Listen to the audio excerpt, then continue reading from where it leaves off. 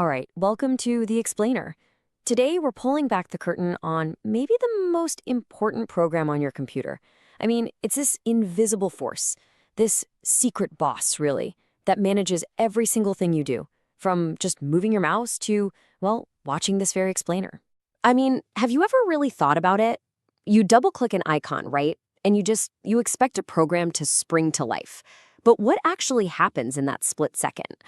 Who or what takes your request, finds that program, gives it all the resources it needs, and slaps it onto the screen?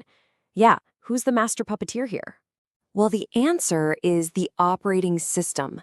You probably know it as the OS. And its official job description, it's basically to manage all the computer's hardware. We're talking the processor, the memory, the storage, all of it.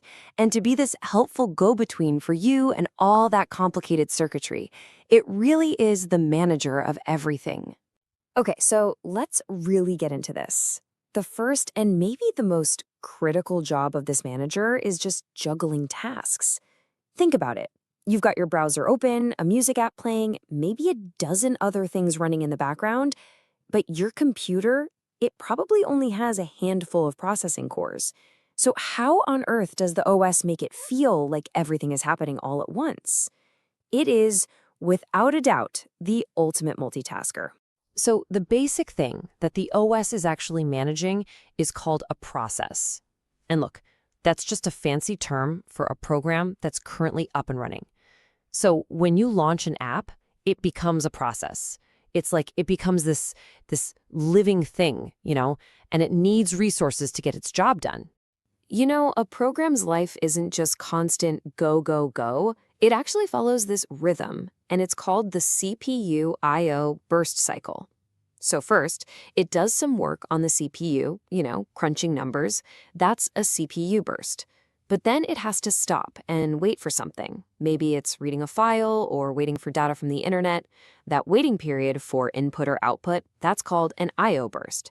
And literally every program on your computer is just constantly doing this. Work a bit, wait a bit. Work a bit, wait a bit. And that cycle, that's the key. Think about it. While one process is in its I/O burst, just waiting, the CPU is sitting there doing nothing. It's idle. And the OS sees this and basically says, no way, no slacking on my watch. It immediately switches the CPU over to another process that's ready to go. And this whole act of deciding who gets the CPU and for how long, that's what we call CPU scheduling. And how the OS does that scheduling, man, it makes a huge difference. For example, if you use a simple first-come, first-served approach, you end up with an average wait time of, say, 10.25 milliseconds.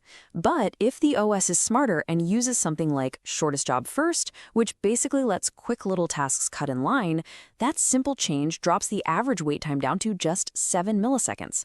Now, that might not sound like a lot, but that's a huge improvement. And that's what makes your whole system feel snappy and responsive. It's all thanks to having a smarter manager. So, okay, the OS is a master time manager. Got it. But it's also a master space manager. Its next huge job is handling all the computer's memory. And you can kind of think of it like a librarian in this enormous, totally chaotic library, just desperately trying to find shelf space for every single book. So here's the problem it runs into. As you open and close apps, right, they grab chunks of memory and then they give them back. And this leaves all these gaps. After a while, your memory starts to look like Swiss cheese. The crazy thing is, you might have enough total free space for a new program, but it's all broken up into these tiny little useless pieces. That problem? That's called external fragmentation. But the OS has this really elegant trick up its sleeve to solve this. It's called paging. So instead of trying to find one single giant empty space, it just breaks the program down into these fixed size blocks called pages. Then it just slots these pages into any little memory gaps it can find. Those are called frames. The whole time the OS keeps a special address book, a page table, to remember where all the pieces went. It's genius. It's like taking apart a sofa to get it through a narrow door and then just putting it back together on the other side. Boom. No more wasted space. Okay, so being the manager of time and space gives the OS some serious power. But you know what they say, with great power comes the need for, well, great security. So how does it stop one buggy app from crashing your entire computer? It enforces its rules with something I like to call the kernel's velvet rope. And this quote here really gets to the heart of how an OS works. It's interrupt-driven. So what does that mean? Well, it means the OS isn't constantly running around checking on every program asking, hey, you good? You need anything? No. Instead, it just waits.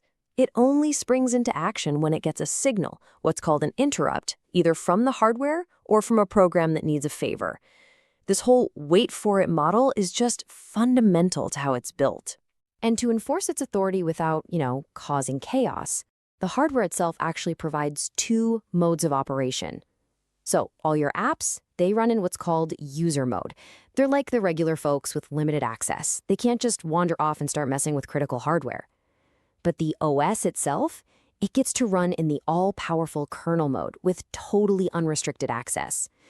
That separation, that is the velvet rope. It's what keeps the OS safe from rogue apps and even keeps apps safe from each other. So the big question is, how does a normal app in user mode get the super powerful OS to do something for it, like, say, save a file? Well, it makes a system call. You can think of it as the formal, polite, secure way of asking for a service. The app raises its hand, the system briefly and very safely switches over to kernel mode, the OS does the heavy lifting, and then it switches right back, handing control back to the app. It is the only official way to get past that velvet rope. Okay, so we've covered the big ideas, the core concepts. But this isn't just theory, right? These ideas are built into the real-world operating systems that literally millions of us are using every single day. So let's take a quick look at two of the most influential designs out there. And right away, you can see two totally different philosophies at play. You've got Linux, which uses what's called a monolithic kernel. The best way to think about it is like one single, massive, perfectly tuned engine. All the core parts live in the same space, which makes it just unbelievably fast.